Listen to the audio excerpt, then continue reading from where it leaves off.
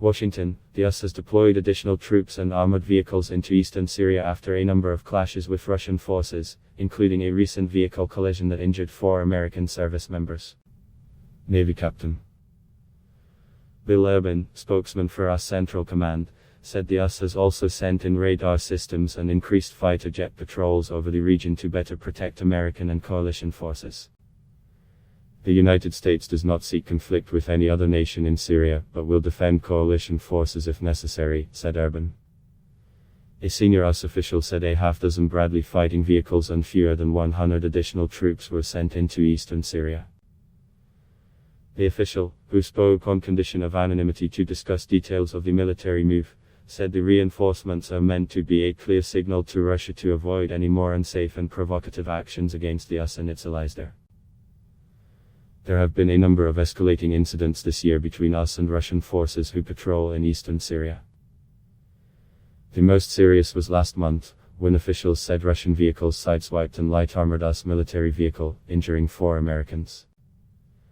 A US official said at the time that 2 Russian helicopters also flew above the Americans, and one of the aircraft was within about 70 feet, 20 meters, of the vehicle.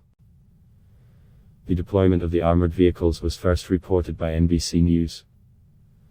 Russia, which backs the Syrian government, has long opposed American presence in the country. The Russian Defense Ministry blamed the US for the vehicle collision.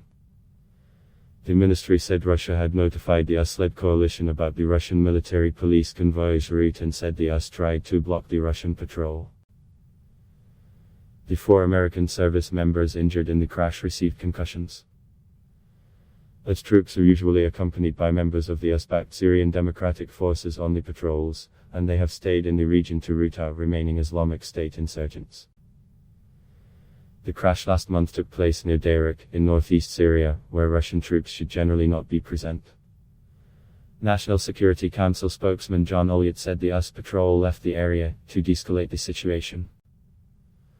While there have been several other recent incidents between the American and Russian troops in eastern Syria, officials have described the August crash as the most concerning. This is the second time that Bradleys have been sent into Syria. They were used last October in operations with US-backed Syrian Democratic Forces in missions to defeat the remnants of the Islamic State group and protect oil fields in that area. The Bradley units are from the 2nd Brigade Combat Team, 1st Armored Division, based at Fort Bliss, Texas. The mechanized infantry assets will help ensure the force protection of coalition forces in an increasingly complex operating environment in northeast Syria, said Corps. Wayne Maroto, spokesman for the US-led coalition. The coalition forces remain steadfast in our commitment of ensuring the enduring defeat of Daesh.